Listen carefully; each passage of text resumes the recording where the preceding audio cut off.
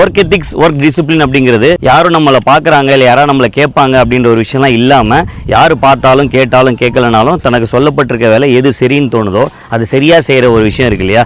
இந்த மாதிரியான பீப்புள் எங்கெல்லாம் இன்வால்வ் ஆகியிருக்காங்களோ அங்கெல்லாம் மட்டும்தான் இந்த மாதிரியான விஷயங்கள் வந்து நம்மளால் வந்து செய்ய முடியும். ஒரு பிராண்டுக்கும் ஒரு ப்ரொஃபஷனலிசத்துக்கும் ஒரு சாதாரண ஒருத்தருக்கும் வித்தியாசம் என்ன அப்படின்னா, வேலை செய்கிறது எல்லாமே ஒன்று தான், செய்கிற வேலை ஒன்று தான், ஆக்டிவிட்டீஸ் ஒன்று தான். ஆனால் அந்த செய்கிறதுல அந்த நிபுணத்துவம், அந்த பர்ஃபெக்ஷன் இருக்கு இல்லையா, இது இப்படி தான் செய்யணும்னா அப்படி தான் செய்வாங்கிற ஒரு அந்த ஸ்ட்ராங்கான ஒரு விஷயம் இருக்குல்ல, இதுதான் ஒரு பிராண்டை கிரியேட் பண்ணுது.